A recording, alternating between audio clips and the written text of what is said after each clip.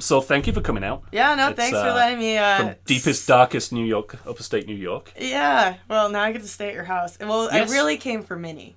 Well, that's true. Most people do, and then we're here to Stu, so they can't really do much about that. Well, now I'm Beth.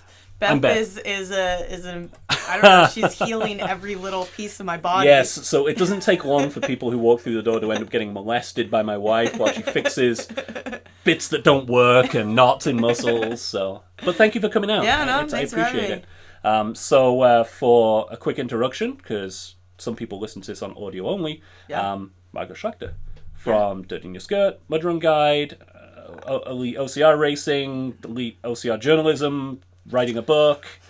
Whatever. What else have you done? OCR World, coverage of OCR Worlds. Yeah, I used to write for About.com, and I used to be, when we had the magazine, Mud and that's Obstacle right. magazine. We had a magazine for a while. I was one of their contributing editors. Okay, awesome. Yeah. So you've done an awful lot in front of the scenes, behind the scenes.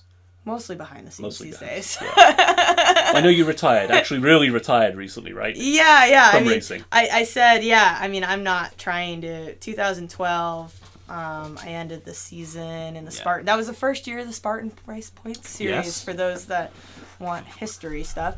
That year I finished 5th in the world for women and hit podiums. I think it was like 50. It was something ridiculous. It was like, I raced like 30-something times that year, and 50% of the time I was on a podium. Wow. I never won a race, but I got a lot of seconds and thirds. Yep. And then it was like something, now I'm going to screw up the percentages and somebody's going to look up my athlinks, but it's something like... Then you'll be in trouble. Yeah, something like, it was something like 75% of the time or something like that. I was in top 5. And there, I don't think I had a single race that year out of top 15. So I've been doing OCRs since what most people call the beginning. Yeah. And you're probably one of the few people who've been doing it since even before that. And still around in the sport today, right? Yeah, I was one of those 500 people at Vermont, out at the Catamount Center. It's not Killington. I don't know where this rumor that Killington was where the first Spartan race was. No, it wasn't. But it was right outside of Burlington, the Catamount Center. And I did that it was like May-ish, 2010. Yeah. And then that year... The very first Spartan race. Very first Spartan race. I was scared to do a Tough Mudder because it was too long and I'd never run that. I was a terrible runner. So I skipped Tough Mudder that year. Yeah. But I did do Warrior Dash that year. Okay. And I did this thing called, now this is dating us, Shawnee Peak Challenge in Maine, which was the precursor to Ruckus. So I never did a Ruckus, but I did the precursor to Ruckus. And I'm trying to think what else I did. I think that was it. I don't think there was anything else. So I did the 2010 Spartan. Yeah. And then... I did Amesbury, too, that year. Okay, yeah. So we were that's both the one at I that did. one. But then immediately after that, I found a little blog that somebody was writing about their journey to their first World's Toughest Mudder, having basically never done a Tough Mudder. That was me. Because I went to... Yeah. Okay, that was funny because all of a sudden it was like winter 2010-11 that winter. Yeah. And I was at, so now it's famous. Remember in 2010, it's now the famous thing, the Tough Mudder banner flew over the Amesbury Spartan I remember race. that, yeah. So I was one of those people that and they reciprocated. I was one of those people that looked up and read that. Yeah. And it kind of sparked a thing in my mind. Like, For some unknown reason to me, I signed up for the Tough Mudder that was going to be at Mount Snow in 2011. Yeah.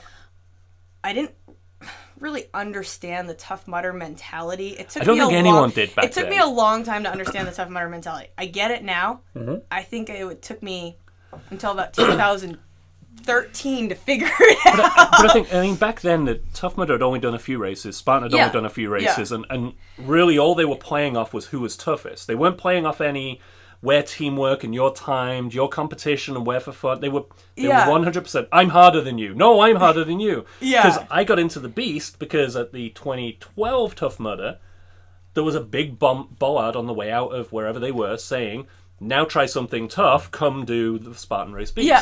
That was how they played off back then. Yeah. And so that 2011.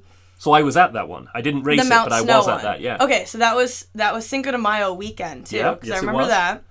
I forget it. I think I ran. I was actually contracting for Bright Room photography. Yeah. So when you came out of Kiss of Mud, I was on the left-hand seat taking the photos. Well, you probably took a photo that I have. Absolutely, probably did.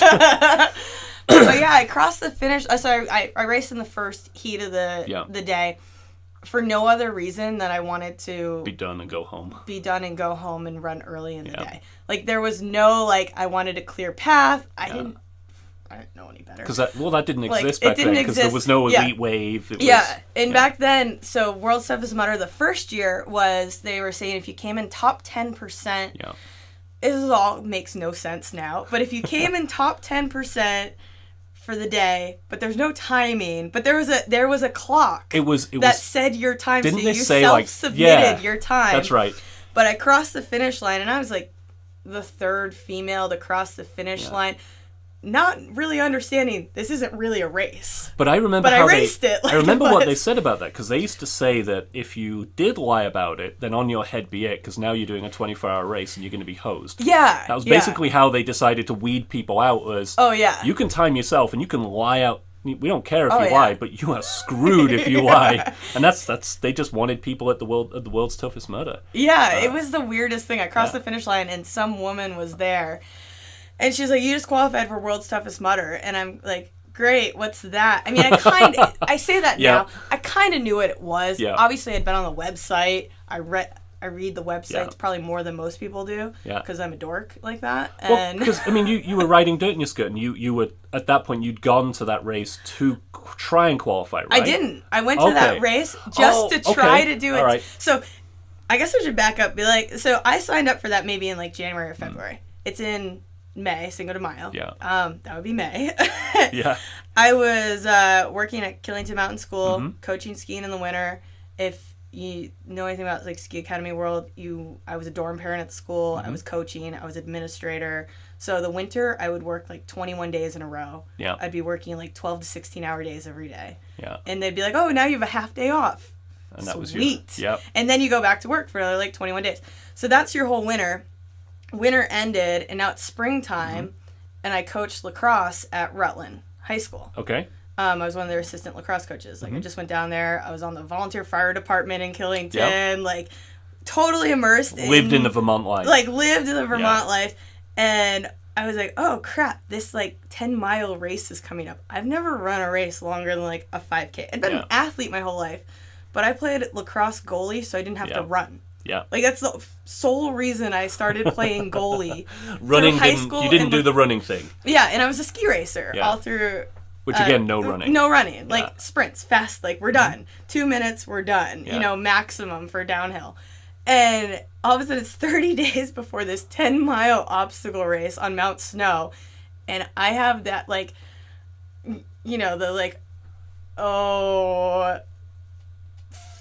fudge. I'll keep it PG. We are always marked explicit in iTunes. But I had the oh shit moment where you're going to go, holy shit, 30 days from now, I have this. Well, and you're very much an all or nothing kind of person, right? Yeah, I definitely have an extreme personality. So you're going to dive right in and you're going to just get going. Yeah, so all of a sudden I put myself on this crazy 30-day workout plan just to get through 10 miles. I remember, I ran the race in Vibram Five Fingers. This is back in the day. I've done that, and they're good to swim in. They're great for swimming obstacles. You know what? There was a period where everyone wore them. Oh, I was in that period. I vividly remember the moment I stopped. It's when I slid in some mud and rammed all my toes into a tree root and nearly broke my foot. Yeah. And I was like, what the hell? These are ridiculous. I'm getting... Don't do that anymore. I remember, So I got there and I got on the starting line. And it's funny because that was the race that Pac wore... A dress. The dress. The old woman's dress. The old woman's dress. With the wig. And Yeah. So I didn't know Pac then or anything like that, but he was there doing that. But I just go and I'm on the start line and I'm like, oh shit, I've never done I've done some 5Ks. Yeah. I don't even know if I'm going to get through this. I remember the longest run I did leading up to it, this 30-day intense thing was 8 miles. The two Spartan race, one Spartan race at that. No, two at that time, I had done 2 Spartan races. And how would you placed on those? Oh, well, the first one... I mean, I know it was 500 people, and back then it was a little different. So the very first Spartan race, my name, I think, is even wrong in the original results, but whatever. They did it differently, that very first race. you ran in your heats, and then if you finished in like the top 15 in your heat, you went again in this like championship heat in the afternoon. A few races. That's Ruckus did that. Yeah.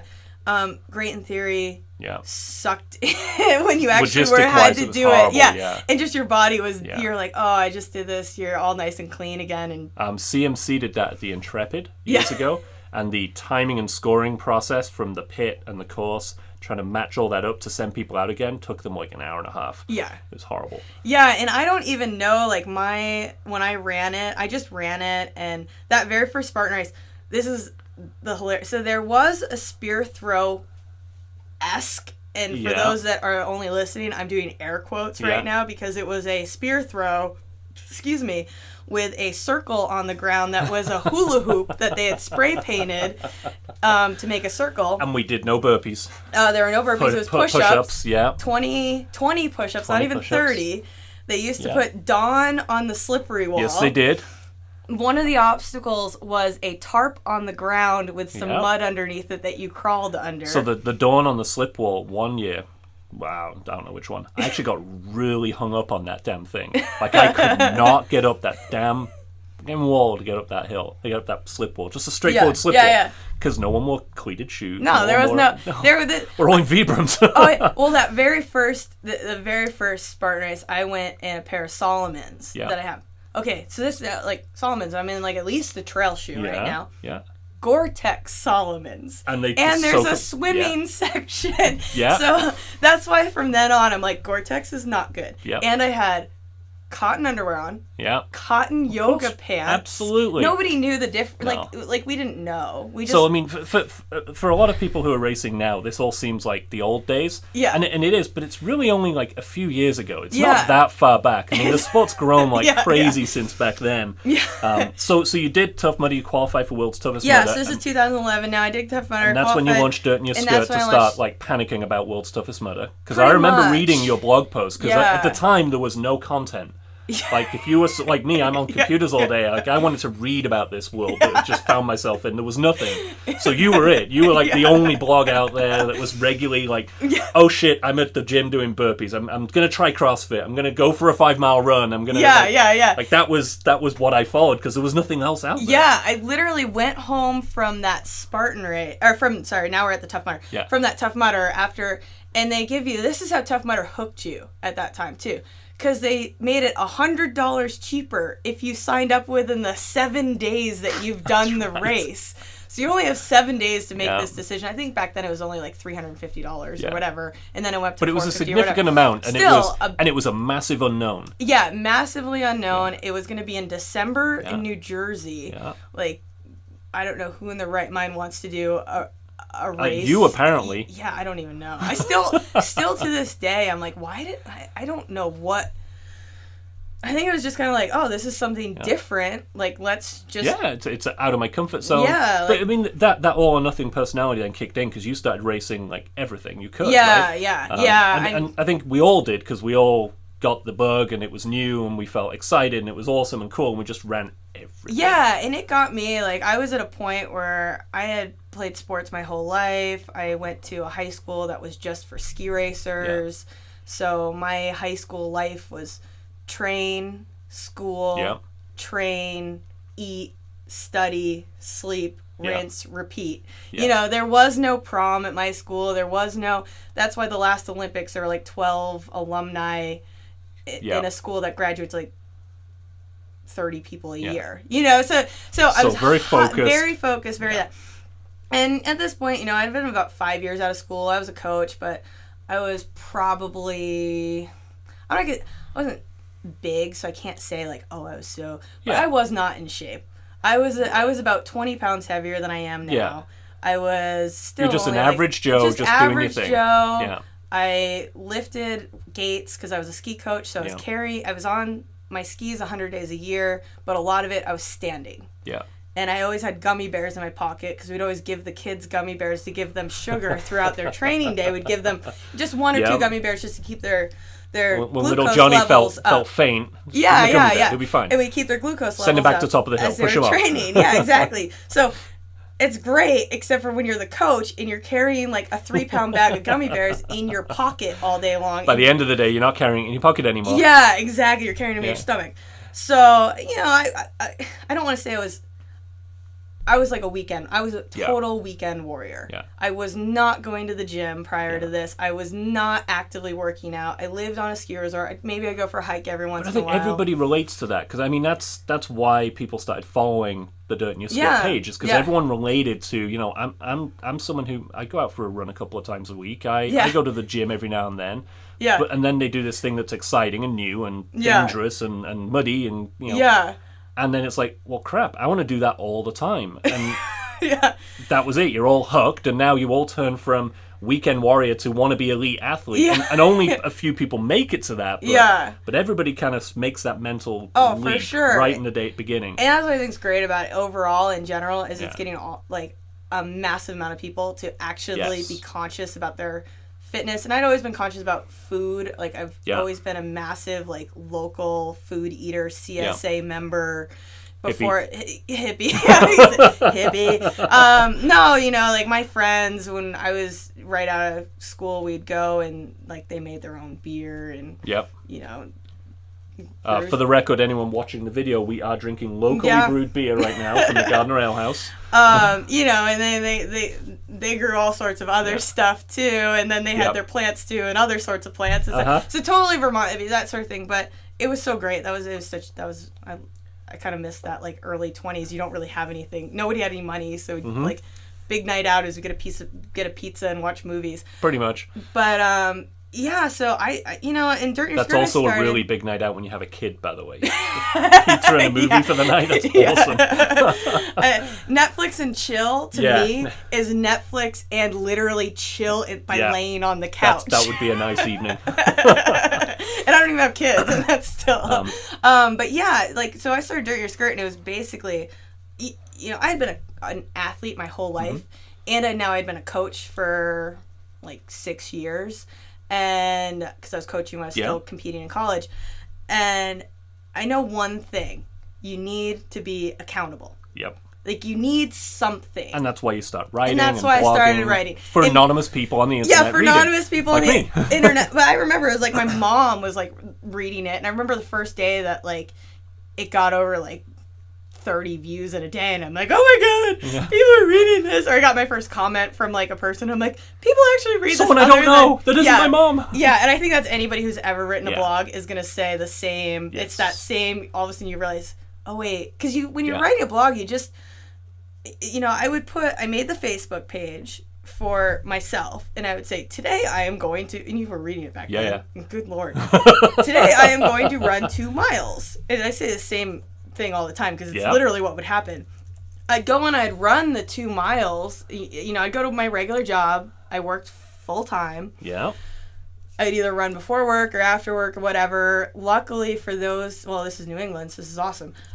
I lived right on Killington. I lived a mile from the start and finish before they moved it up to the base area. Yep, okay. So I could either drive my car to Snowden and start from there, or I could just go from my door once I could go further. But, I just went, and I couldn't run. Like, I was a horrible runner, so I just kind of mostly hike. Yeah. And then which is all most people do on Killington. Yeah, kind of jog down, and then I'd come back and be like, I did this today, and I saw a squirrel. Yep. And there was a double rainbow. But I think it's a human thing, is that you want to follow stuff. And if you like the big YouTubers and vloggers these days, like Casey Neistat, I mean, all you're doing is watching a guy's life. And it's infinitely more interesting than your life, because it's his life. Yeah. And it's the same with the blogs, and when you get into that, you follow somebody because you're watching them progress, and you can see that way more clearly and way more effectively than you can see yourself doing it. And even though at that point we were all pretty much on the same path, like we've just learned this sport, and we're getting into it, and we all want to improve, and some people are improving in different ways, and blah blah blah. But you follow somebody's story, and that's why people followed you. So you did the World's Toughest Mudder. This is the horrible cold. The only people who won because they wore a wetsuit kind of cold. And it wasn't even that I still, and I have to be careful, because I I don't like to use this term loosely because I feel like a lot of people use it really loosely. I have some post-traumatic stress still from that event, because that event, number one, it's December, it's New Jersey. You're breaking ice every lap. Yeah. 10-mile laps. So at first they had said you didn't need a wetsuit. Yeah. And I wrote a blog about this, and if people want to look back, they can read about it. Like, they said you don't need a wetsuit. Yeah. And then, this is going to sound ridiculous to anybody now. You don't need a wetsuit. And then, like, a week before or 2 weeks before the event, they're like, now you have to have a wetsuit. Yeah. And I'm like, this is bullshit. Yeah. Like, they can't tell me that I have to have a wetsuit, blah, blah, blah, blah. Okay. You needed a wetsuit. You needed a wetsuit. And I had a wetsuit. But what they did was they put this wetsuit tent, like a triathlon or something, out by the swimming obstacle. Okay, yeah.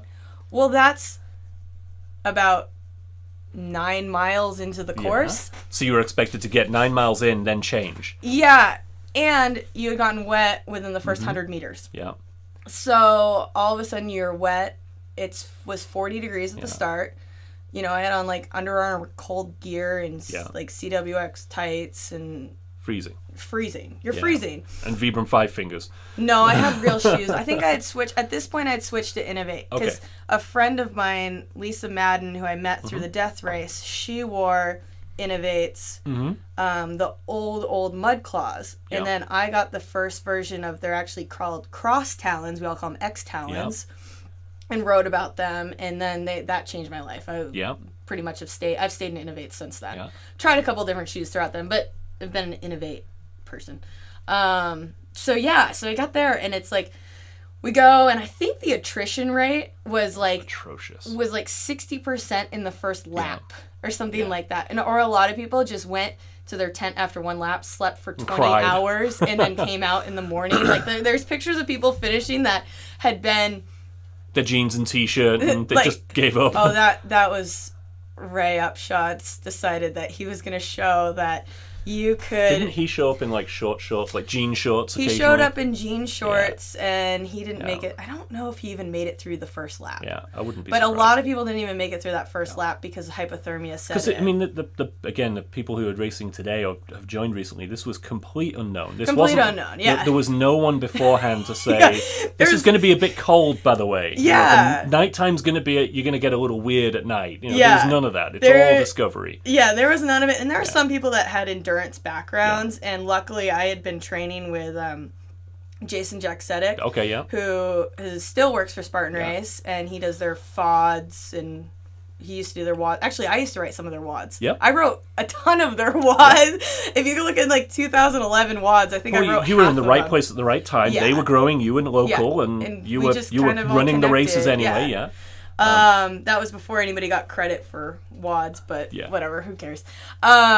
So you finished World's Toughest Mudder. Well, I don't finish. World's Toughest Mudder, I ran it with another sort of infamous, well, two infamous almost people now. Okay. Yitzy, Sontag, and Todd Sedlak. Okay, yeah. Todd Sedlak and I shared a tent. Mm-hmm. So we've now joked around that Todd and I have seen each other at our best and our worst. Yeah. I'm in at one point... Oh, and Mark Webb.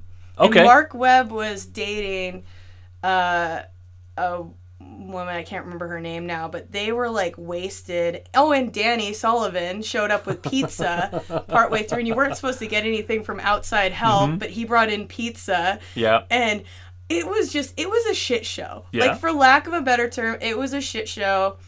I was out there at 3 a.m., and all the water obstacles, because it was so cold, had iced over. Yeah. Like, they called it Jesus Walks, Mud Mile. I remember people saying they were breaking ice. We were breaking ice.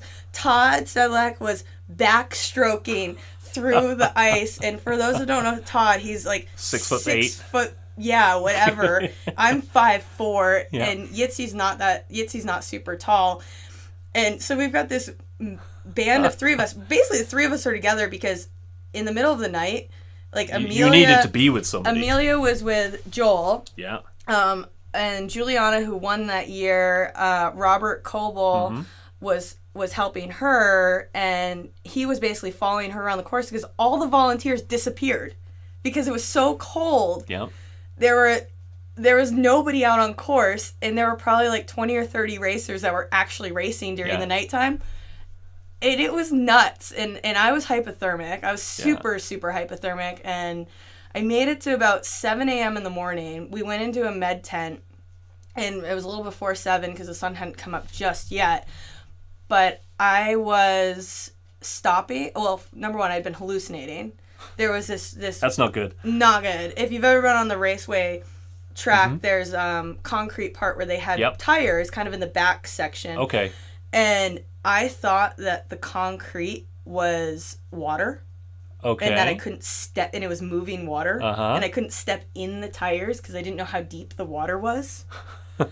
I saw an old woman in the woods. Wow. They had this, I forget, it was like trench warfare, I think they called it or something. Yep.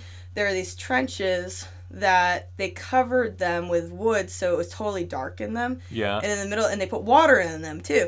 So I'm crawling through one at night, and I swear I thought I was in World War II. I don't know why World War II, but World War II, and I was hearing pew, pew, like gunshots above me and it was stuff. A very different world, wasn't it? And I was, you know, and I kept stopping and wanting to lay down outside, and luckily I had Todd and Yitzi with me. I mean, I had severe hypothermia, and I went into a med tent on course, and that's where I met Corrine Colin. Yeah, okay. So she's over in a corner drinking hot Jello, and she had been out by herself almost all night. I don't know how she did this by herself, but she had been leapfrogging med tent to med tent, stopping in each one along the way to get warm. Wow. In between the race.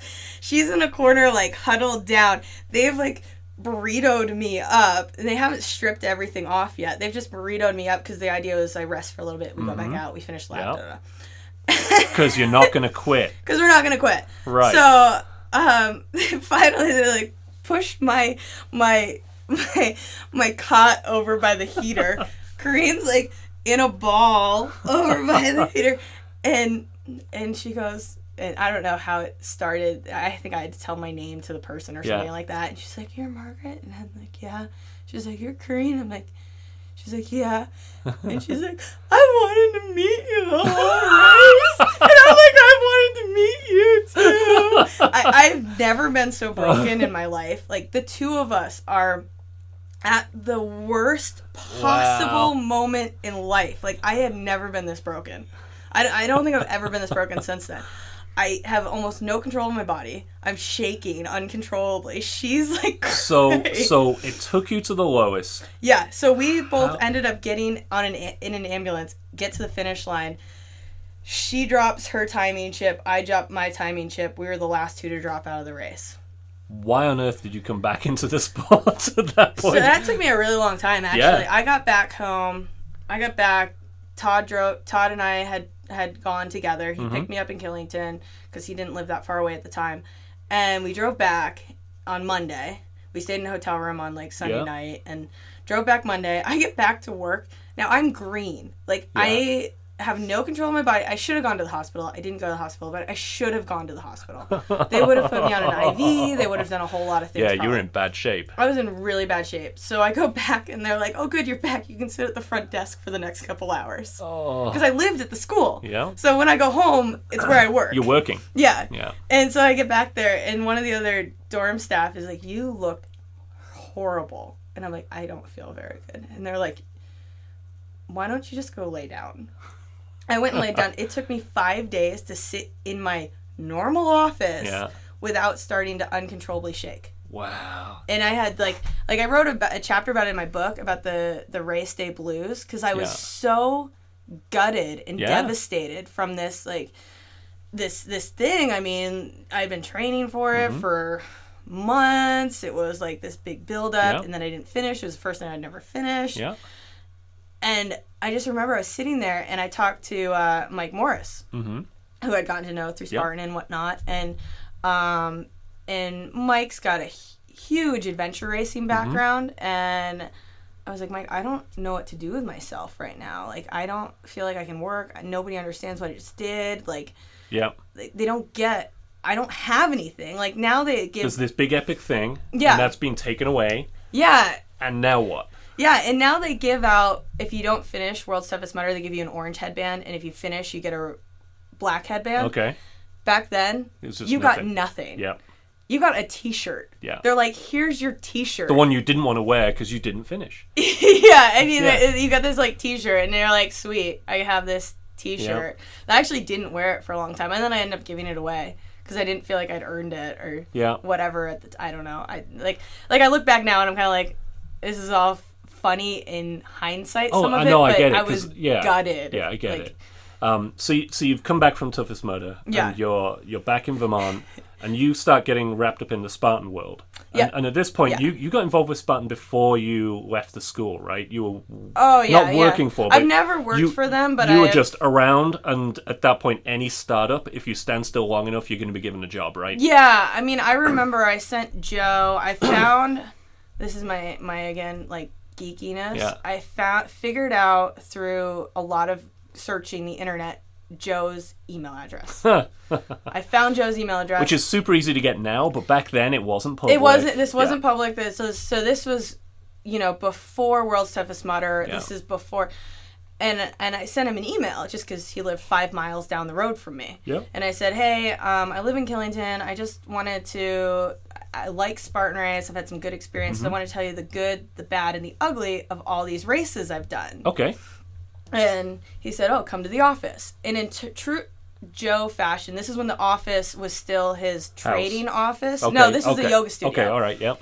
And there were like the 3 Castleton guys working there. Yep. It was Dan Luzzy, Ben Hillary, and Matt Murphy. Okay, yeah. And that's it. And there were 3 Castleton students that was it. And that was it. And then the 2 guys that worked with him doing Wall Street trading. Mm-hmm. Yeah. I go in there. The early days. I don't even have a place to sit. Joe's half listening to me, and then he pawns me off on like somebody else to go talk to them. But whatever. So that started, and then Joe and I ended up working out together during that time, and Jason and I were working out together, and so I was just around, and like Joe and I would go for runs, and I distinctly remember telling him, and he's not really on social media. Yeah. He's more of a social media guy now than he used to be. But I remember telling him in 2011, I was like, this paying for photos thing is stupid.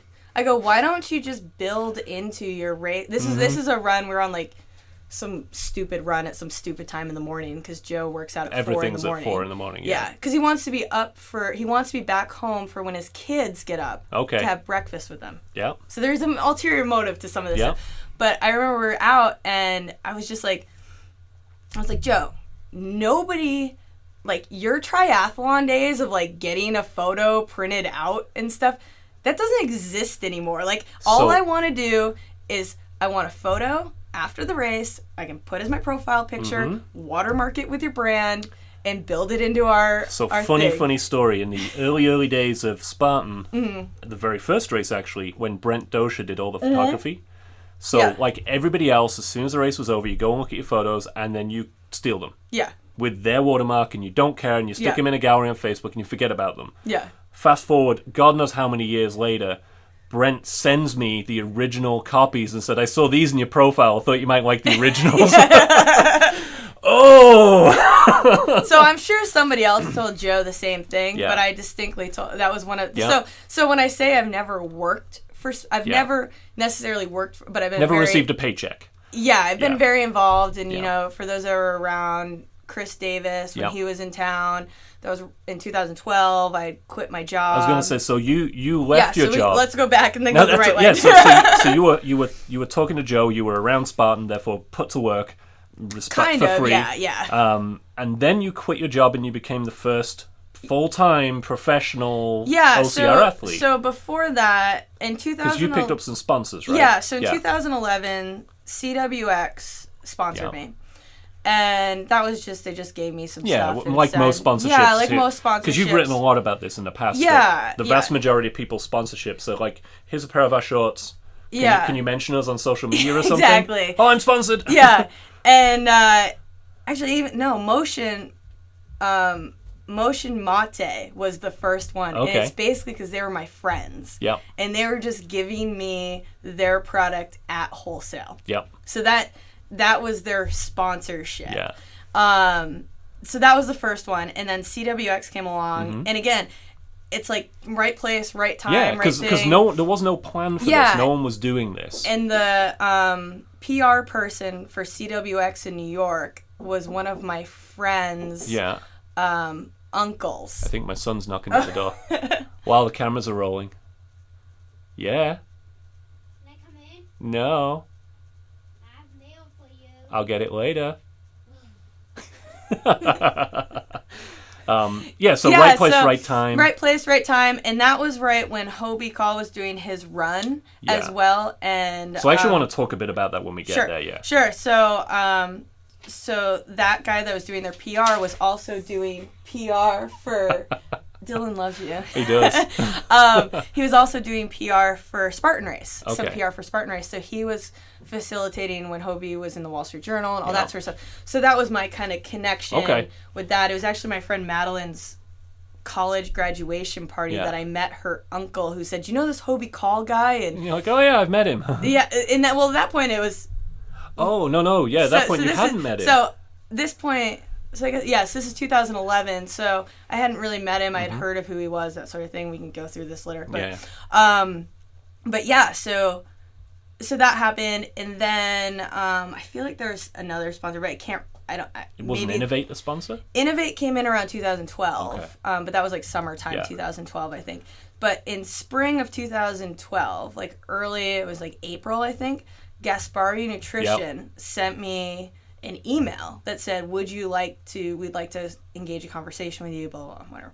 So we started a conversation. They say, oh, well, this is, and at this point I'm like, well, if I'm going to bring on another company, like, this is getting silly. I'm just getting all this, I'm getting stuff, which is awesome. But it's useless because I can't go to races. I can't get, and these guys are like, no, we want to give you a salary to be a salaried athlete with us. And we want to get more into this obstacle racing thing. And they went on and they sponsored Spartan. They went on and gave Spartan, the goodie bags, which I've still got a dozen of them looking around. And I was in the pamphlet with like how to make a drink.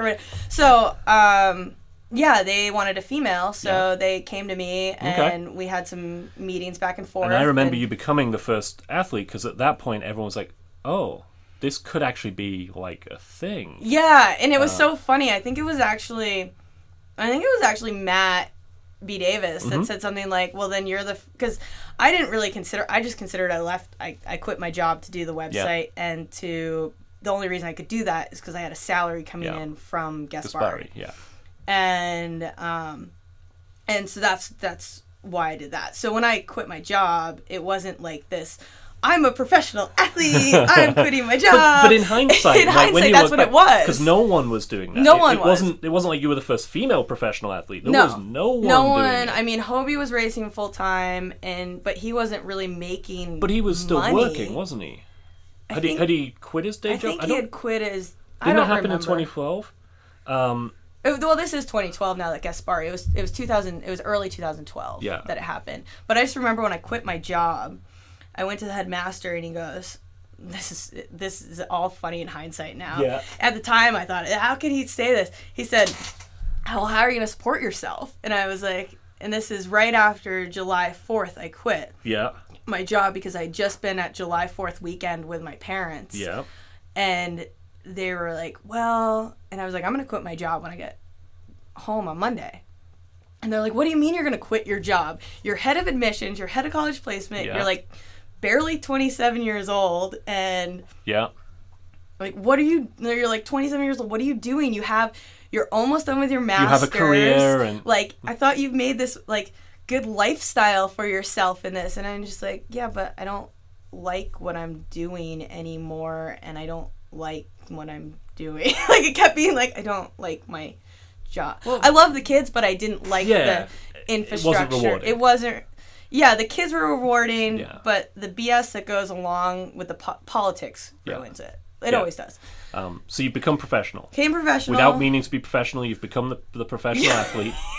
And everybody thought I was called stupid. Yeah. Crazy. I remember the blog post because you wrote about it a few times where you were like, what the hell's going on? Yeah. And that was the year Hobie started his 2012, right? Yeah, he started in Temecula. So he started that year of, Or 2011 he started and that's right. And did his run. Joe started the challenge, right? Was it? Yeah. $50,000 if you $100 if you win everything. Yeah. And then but there were only 16 races that year, so it was a little less. And you had to win the death race. Well, but he didn't have to win the death race at the beginning of the year. Yeah. That came in later, right? When he actually started winning everything. Yeah. But I mean, this is, again, for me, this is fascinating because this is stuff that people who are racing now just don't, they might know about it. But, you know. The interesting part about quitting my job, though, so, you know, I quit, I send this email. Yeah. And it was funny is my friend Vanessa, who runs this blog, vanessaruns.com. Yep, okay.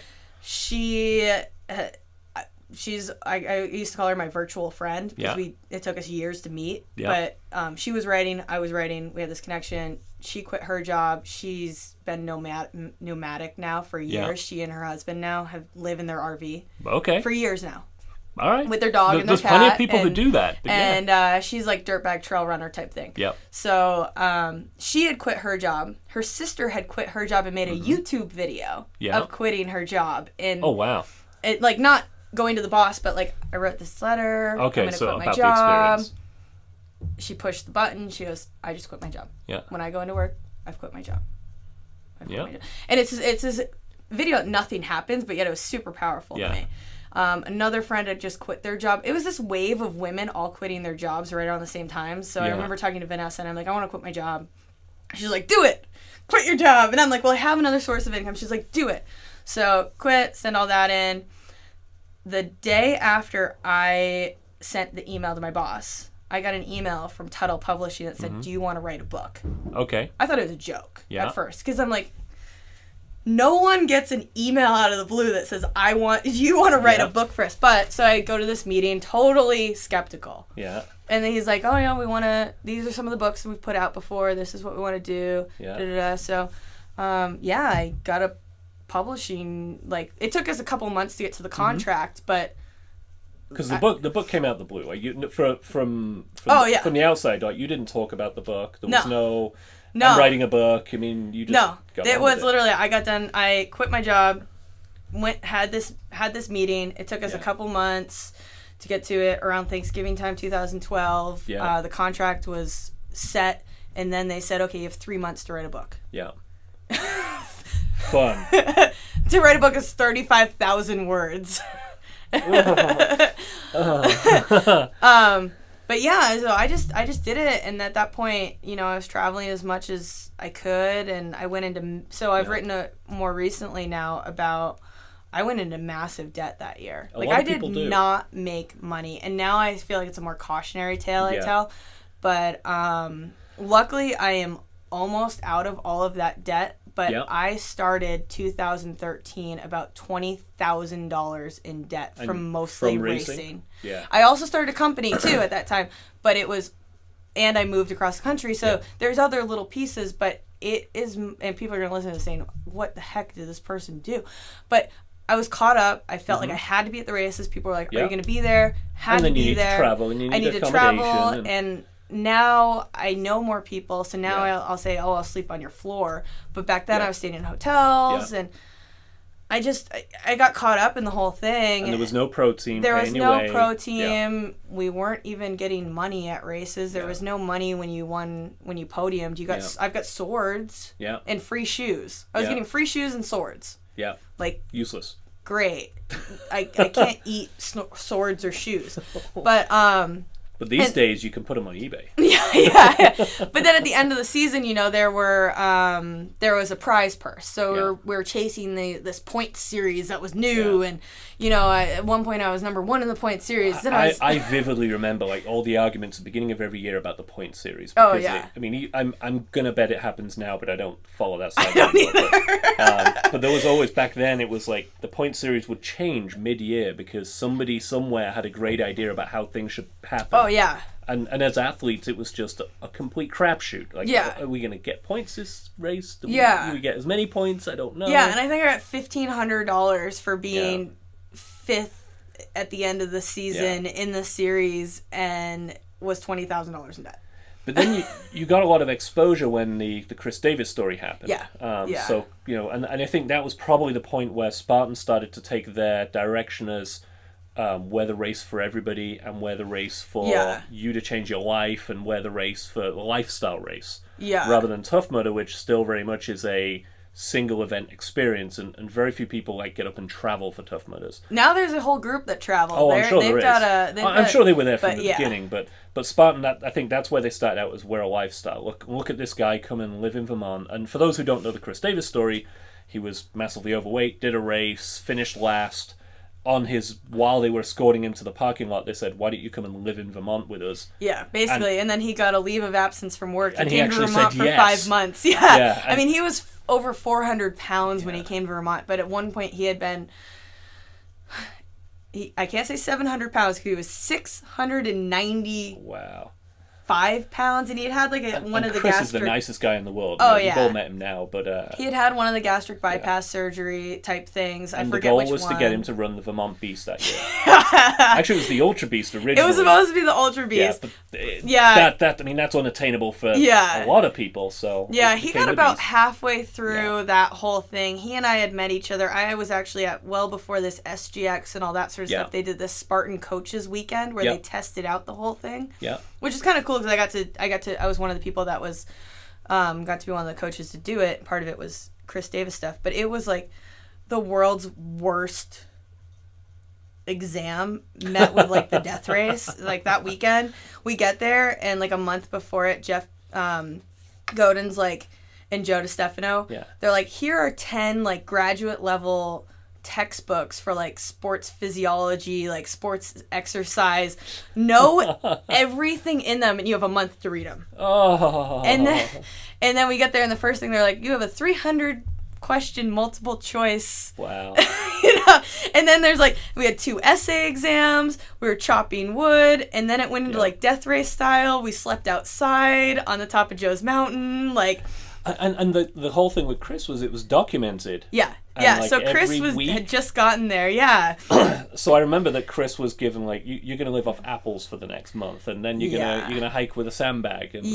So Chris got about halfway through the program, and I know there's a lot of debate about what was right, what was wrong, what was too much. So I get that. So Chris got about halfway through the program, and to say it the nicest way, it was no longer working the way it was. Remember, I wasn't working anymore. I had a lot more free time than I had you got before. Brought in to be his... So I said Chris was going to leave the program. And he's now talked about this at some SGXs, but Chris was going to leave the program. We couldn't really talk about it at the time because we didn't want to... Well, again, it was following a story. Yeah, we had this storyline. So Chris was going to leave. He called me, and he said, come over to dinner. I went over to dinner. He said, I'm going to leave. I think I'm going to go and buy a plane ticket tomorrow and go back to Atlanta. I'm done with this whole thing. And I said, I'm like, okay. Applaud him for lasting that long. Yeah, so I was like, okay, well, why don't we just do something different? Mm-hmm. Stay here. Look, you're here. You've got the time. You got a place to live. I'll train you. I've been a ski coach. I've been a lacrosse coach. I've been an athlete my whole life. I hadn't worked with an overweight population before, so that was totally new. Yep. I actually learned more from Chris, I feel than he learned from me. But I said, I will train you. Yeah. And then somebody else that worked for Spartan at the time, Tara, said, Julian, that used to be their graphic designer, she said, I'll help with the nutrition side. Yep. And so we kind of just took over, and I kept checking in with Joe, and I checked in with Jeff some, and just was like, hey, this is what we're doing. But Chris had to walk to my house, which was 5 miles from where he was staying. Yeah. He would train for an hour or two, and then he would have to walk home every day. So... And then there are a lot of other things that happen along the way.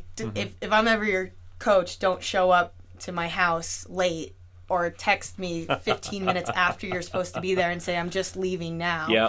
Because what's going to happen is you're going to get dropped off 3 miles in the opposite direction and have to go extra miles on the way home. So, but that's what we did. Chris and I, and we got to be really close. I mean, he'd come over. I felt like more of what we did was breaking down mental barriers than... I would imagine that was a lot physical. Of... Yeah, I mean, he we talk about box jumps or something like that. He would tell me that when he was at his heaviest, if he went down to pick up a pencil, he'd break his rib. So now I'm trying to get this. At this point, he's under 300 pounds. Mm-hmm. So he's literally over, under half, over, under. half the man he used to be. But it happened rapidly, and he had a lot of skin issues. Yeah, he had when he ended up getting to the Vermont Beast, and he did complete it. He did complete it. Yeah. He and I passed him at the top of the second rope climb. Yeah, he and Forrest, who's actually my boyfriend. We can talk about this or mix this in or whatever. But he picked up Forrest at my apartment at 2 a.m. in the morning. I remember they started at 3 o'clock. I saw that on Facebook. Yeah, and Forrest was the only one. So Joe was with him, and a whole bunch of people were with him in the beginning, and they all kind of left him. Yeah. And he and Forrest did the whole thing together. Forrest videoed a lot of it and that ended up being used on the Spartan stuff. I finished the Ultra Beast. I think I finished 4th that year in the Ultra Beast. That was the first Ultra Beast. Yeah. So I had done 2 laps of the race. Yeah. And I finished 15 minutes after they did their 1 lap from starting, 4 hours before me? Yeah. It took me like 9 hours and 45 minutes, I think. I can remember passing them, and I think Chris was sitting down at the time. And, probably. Yeah, but it was right after the really gnarly climb up the side. I don't even know, I know the names. Yeah. Up to the second rope climb on the ski lodge. And I remember getting to the top of that and seeing him sitting there, and I was like, dude, more power to you. Like, good God. That thing was horrible. All right, so let's jump on a little bit. So you've so we're getting to the point now. You've quit the day job. You're an athlete. You're doing this full time, and then one day you decide you've had enough, and your book comes out. I actually got injured in 2013, and that I was on. I did Alpha Warrior in San Diego, and there was a trampoline obstacle, which was awesome. And if Alpha Warrior ever comes back again, I am 100% behind it. Like.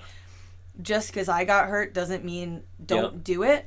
I went to double jump on this trampoline because it had like a platform you had to jump up onto, like a 5-foot higher platform. Yeah. And I jumped to do the double jump down to like get that extra spring, and my ankle went pop, pop. And then I was on crutches for over a month, and it took me about 6 months before I could. 6 months before I could really feel like I could do stuff again. It took me a year before I could run without any pain. That's and I didn't have health insurance too because I was now working for myself and I was living in a state that didn't offer any insurance because I was in Utah at this point now. And so then I raced some in 2014, and then kind of last year I started to work more and I started to move more onto the backside. Let's talk about the behind the scenes stuff. So you got a book out, you're writing for about.com. So I was writing for about.com and Mud and Obstacle magazine, and then right before the first OCR World Championships, Brett Stewart and Chris Lewis, who's his silent partner that... Not very silent because we all know Chris. Yeah, but a lot of people don't know Chris. True. I mean, True. He was not really silent. He's just prefers not to be the one. He's the genius IT. He's not the face. Yeah. Those guys came and said, do you want to be editor-in-chief of Mutter and Guide and have a salary and all that sort of stuff? And you couldn't bite the hand off quick enough. And I said, yeah, like Guest Bar had kind of petered out. I was still with them, but it was, that sponsorship had kind of gone to the wayside some. I imagine as a sponsored athlete, if you're not running. Yeah, it's a little bit hard to be a sponsored athlete getting a paycheck when you're actually not doing anything.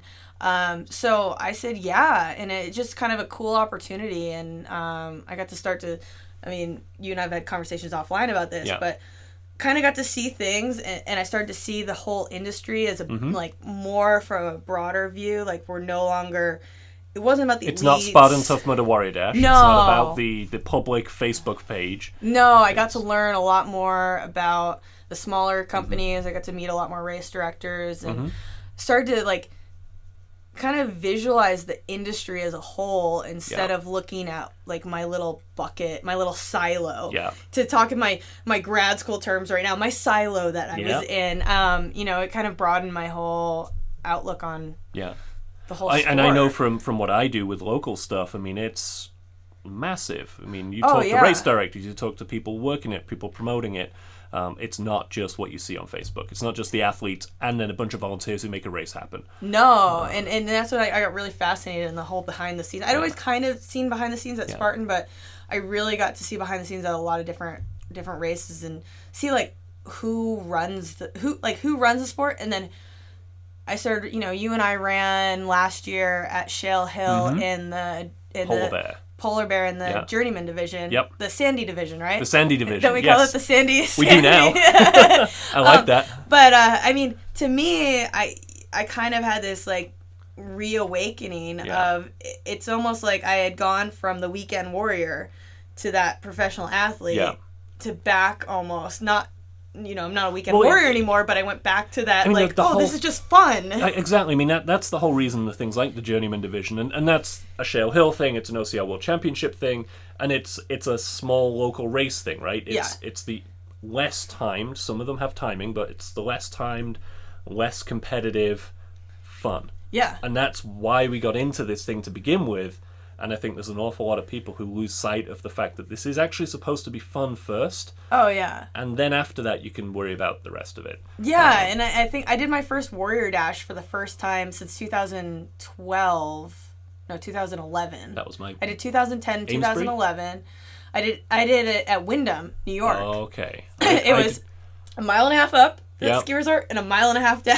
I did Warrior Dash at Amesbury in 2011 maybe. And but, and the last time I'd done it, I was like starting to, because that was 2011. I had just podiumed at the Spartan Beast, the very first Spartan Beast 7 days earlier. Did it, and I was now like, oh, I'm so much better than Warrior Dash these days. It's not even timed. Who cares? It was timed then. And then it was awesome too because they gave out age group awards. Oh, okay. It was super cool because I finished, I think it was like 6th or 7th overall for women, but I won or came in second in my age group or something like that. So I got a little trophy. Yeah. And I thought that was so cool. But I was like, I'm over Warrior Dash. I am so much. But then, like last year, I did Warrior Dash and I'm like, this is so fun. What have I been missing? I haven't done a Warrior Dash in forever, and I'm thinking I should probably go do one again just to get that back. It's so fun, and it's a bottle opener. Yeah.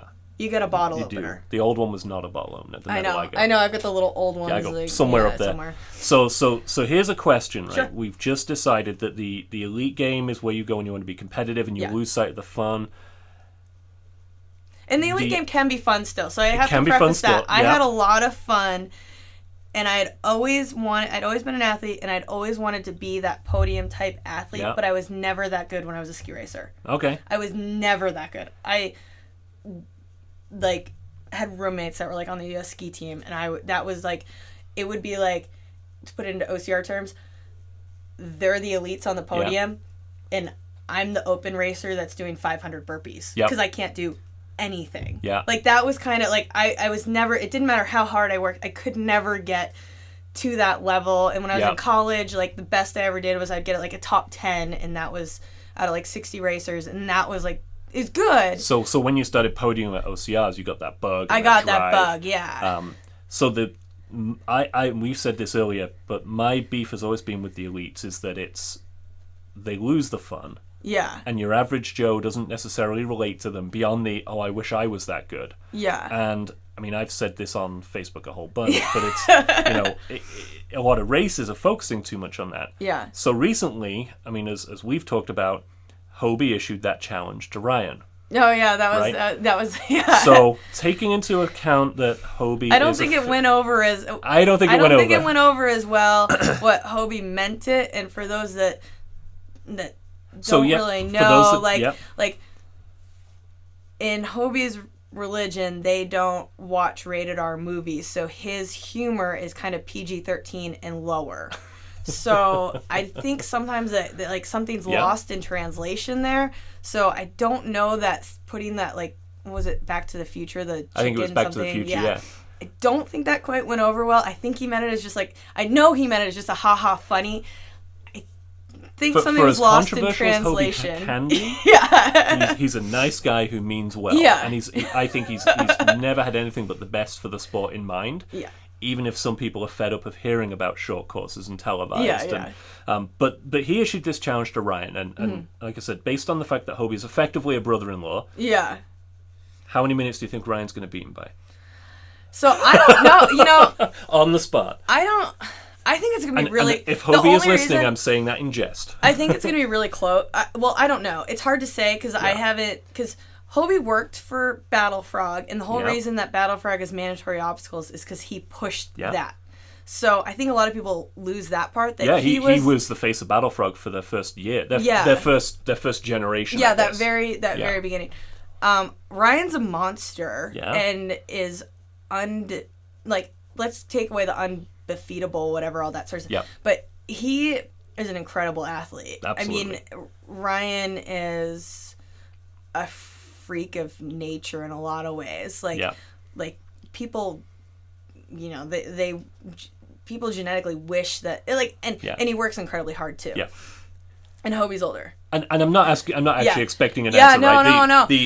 The point I'm making but I think is that's that interesting is that it's going to be a perfectly flat course. yeah, and it's going to favor Hobie. So in a it's lot going of to ways. favor Hobie in that, but I don't know what's going to happen. I mean, I think that it's going to be closer, and I think if something were to happen to either one of them, I think if somebody steps in a pothole wrong and Gets lost. I don't think it's gonna be really hard to get lost. There's no trees there either. I mean, it is a cow pasture I'm that sure they're gonna be in. No, we can name someone who might get lost. So I think that's gonna be. I think it's gonna be really interesting, and I don't know. And I guess Hobie's been training for an 8-mile race. So Yeah. and he does weird things. Like I was at his house one time. We were dragging stuff, but he put Crisco on the pole that we were dragging to make it harder to grip.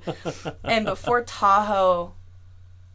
Breckenridge last year, he was putting his hand in ice and in ice water before he was trying to do all of the rope climbs, and he was doing the monkey bars with gloves on to make them harder. So he does weird stuff like that. So I don't really know what he's been doing for I know the last time everyone counted Hobie out was the year he won the Vermont Beast. Yeah. He's a sprint runner. He doesn't do mountains. Yeah. And then all it took was everyone else to have a bad day. Yeah. And he won the whole damn thing. But, I mean, my point was more that I think that his challenge did one thing which was major, which was how many people interest. started talking about Right. it? I mean, I think it got out of hand personally, but some people took it way too far. They took it personal, and they... Yeah. I mean, that's just me. I think in general, I don't know if you saw, I posted something the other day, this PSA about women writer. Hobie's not a female, obviously, but it was women sports writers in the tweets that they get. Yes, I didn't. I think I saw it. I didn't know if I saw your post, but I've read stuff about this before. It says happens in the gaming industry as well. Yeah, it says not hashtag not just mean or hashtag more than mean. Yeah. So to me, I mean, I think that sometimes when we live in this online stratosphere, we don't realize that. And this has happened before with other athletes who are quite prominent who get brought down or attacked. And I understand that people think Hobie has put himself forward too much, and I understand all that. And he's put out some controversial things, and and that's his right. He's only done it on his personal page. That's his right, and to do that.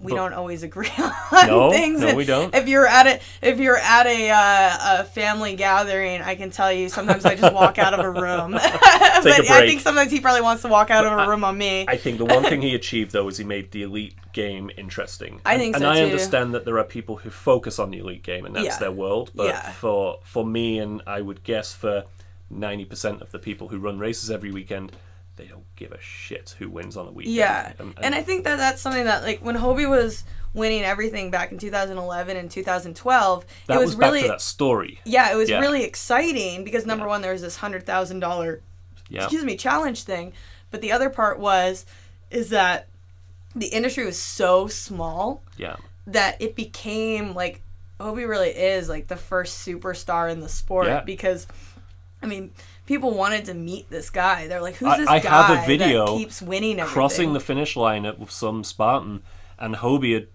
long since won the race. And he's standing at the finish line. Oh yeah. And I went up and shook his hand. This was 2012 maybe.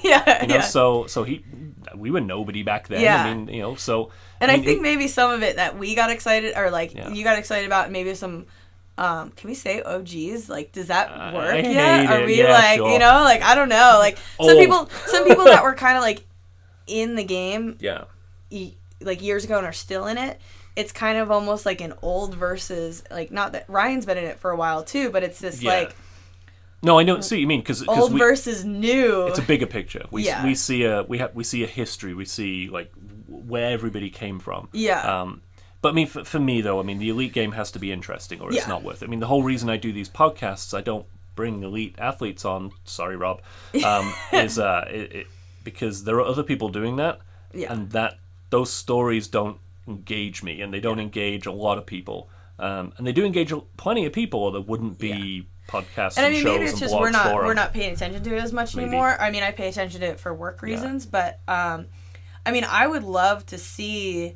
But I know this probably wouldn't happen because of people's jobs and stuff like that. But it would be great to see like a Rose and Amelia, back and forth. Like, and this is something I wrote about. Norm. There needs to be competition in the athletes, and not just like, oh, I beat the field, but like, I mean, we said earlier, Ryan beats everyone at Battlefrog, but no one really knows those people because why would you? And you see Spartan, and you've got the pro team, and the 4 or 5 pro team members that you happen to have engaged with, but you don't really know the rest of the field. Yeah. There needs to be a rivalry in it, and we used to have that with Hobie and Pack. Yeah. Like for a while they had that thing back and forth, and I wish John Albin was not stateside. Over, so we could have him race a little bit more. And who knows, maybe this season of Spartan they'll bring him over. Maybe. Is he actually on the pro team? No, he's not on the pro team, but. All right. I don't know, make good TV. Yeah, it would. This is something I wrote a long time ago. Norm said, Norm Cook said that I think I had posted, like, an Instagram picture, like, I had a local beer or something. He's like, maybe you're drinking too much beer.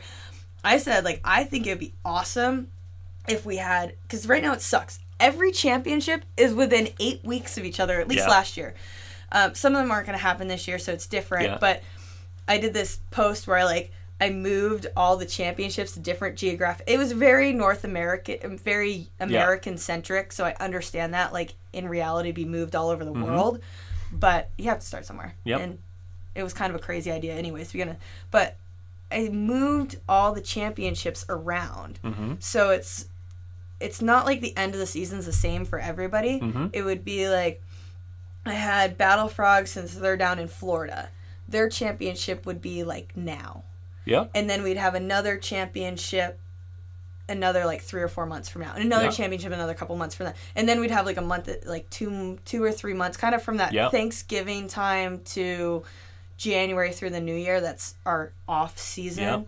And then create kind of like the Masters or like the Tennis Grand Slam or something like that, where there are, 5 to 10 races a year, and they're all different brands, and then you've got OCR World Championships kind of at the end.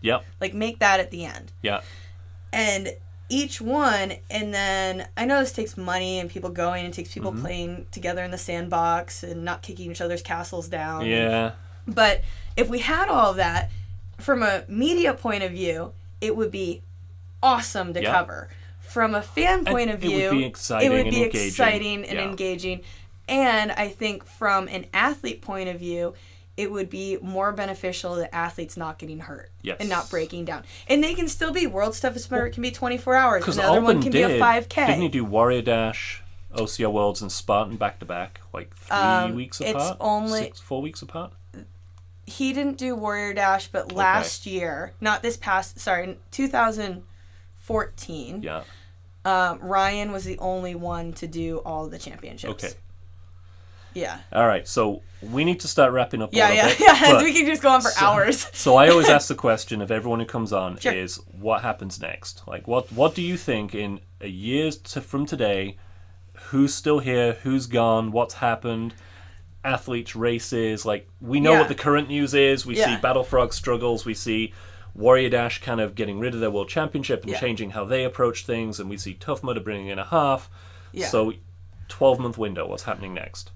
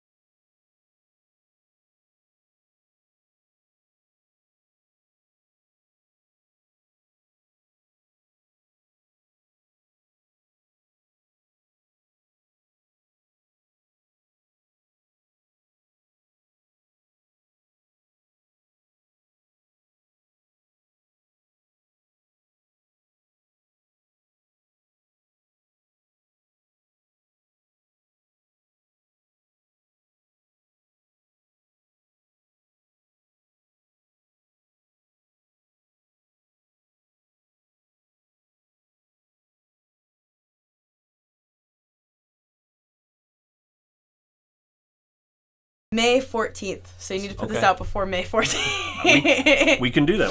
Where are we? We can do that. And yeah, so I don't know, athlete-wise, I don't know. I would imagine there's going to be new people. Yep. I think that what you're going to see is like we saw with Lance Armstrong recently. Phenomenal athlete. Yep. Let's take the controversy away. Just an amazing athlete. Yep. He finished 80th, I think, 79th, 80th in his first, and he did 180 burpees. Yeah. I think what you're going to see is a couple of years ago, a really good athlete could just come in and blow the field away. Yeah. You saw it with Hobie. You saw it with, like, Rose Wetzel when she came in. You've seen, like, over and over, we can, like, laundry list of people. Killian, yeah, exactly. I think Killian's a different case, though, because he's got the military ranger background, so the obstacles he's done a lot of this already. Yeah. But for those that are just really good runners or really good athletes crossing over, I don't think they're going to podium right away. I think they could. So the elite game, the pro game, is now raised high enough. I think it's high enough. Because it used to always be that we'd always said the guys who are winning the races, one day some real athlete's going to figure out this sport and show up and just kill them all. Yeah, I think Lance showed the real athletes are here. Yeah. I hate using him as our like... Oh, he's the most well-known. But he's one of the most well-known. He's still a super fit dude, and he's still a really fast trail runner. Yeah. But those days of just being a fast runner and doing burpees, it's over. And especially if you're moving outside of the Spartan competitive circuit, you know, I think you're going to see more mandatory obstacle completion. Yeah. And I hope that we see toughest come to the U.S. I would love that. Because I think that when you look at globally at the industry, Europe is kicking the U.S.'s asses. And the U.S. doesn't even know it. And most of the U.S. doesn't even know it. In obstacle innovation, in race structure. Dragon's Back? Yeah. Dragon's Back? Dragon's Teeth? Dragon's Back. Okay, Dragon's Back. Absolutely the standout obstacle for OCR Worlds last year. And it came from Sweden. Yeah. And don't get me wrong, Destroyer was cool. Yeah. And King's Domain has some killer obstacles. But that one, it wasn't hard. It wasn't difficult. And how many people stood there for 20 minutes freaking out about jumping 6 feet? Yeah, and I think that I think that the next thing is that we start taking, there's the whole push for the Olympics. There's that whole track going on, and that track will probably still keep going. Yeah. But I think Europe right now is doing some really dynamic and unique things that's blowing the U.S. apart. If you look globally at the industry, I agree. We pull ourselves out of North America. When you look at Toughest and what they're doing, and even if you look at the UK with their Rat Race and that model they have going on, I mean they're all doing amazing things in really small pockets. Yeah. And they don't need to do it on the scale the US does because the UK is so much smaller and Norway is so much smaller. All right, so where are we going to see you next? You're going to be at OCR Worlds this year in Canada? Yep. Awesome. Yeah, I think that's the plan. I'm actually going to a Rugged Maniac soon, and I think I'm going to run with... I haven't done one of those since before they went on Shark Tank in Southwick. Yeah, I did their very first one. So did I. In Southwick, and I think that... And I was supposed to do 2012, but something happened. I finished that Southwick race... Was it 2010 or 11? 10. I forget. 10. So I did the one in 10. They said it was a 5K. Yeah. I finished that race faster than I could run 5K on the road. So I was like, I don't think it was really a 5K. And on Facebook, no, it is. Yeah. No, don't think so. No. So I think I'm actually running with one of the guys that founded it. Awesome. So that'll be fun. But otherwise, I don't know. I'm just kind of behind the scenes. I'll be at the Utah Battlefrog. Yeah. If I run, it'll be in the afternoon. But right now, I'm just going to cover this showdown, I guess we're calling it now. I don't really know what we're calling it. Whatever. Yeah. But I have just as much fun behind the scenes now. Awesome. I was at BFX 24, and it was awesome. I was up for 40 hours straight and ran around. I know how that goes. I know how it is to enjoy the backside of it rather than actually be out running. It's super fun. You don't get a medal, you don't get anything at the end, but I don't know. I'm just as satisfied as I am when I cross the finish line, and I don't get muddy anymore.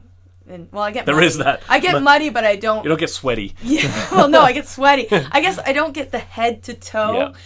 My feet. You don't come back with bruises in places you can't explain. Yeah.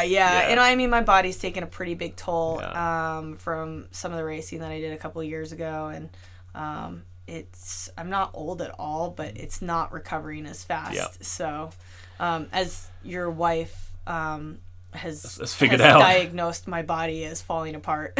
And on that note, let's stop. Yeah, let's We'll stop. go upstairs and crack another beer Sounds and good. go from there. Awesome. Thank you very much. Yeah. Thank you.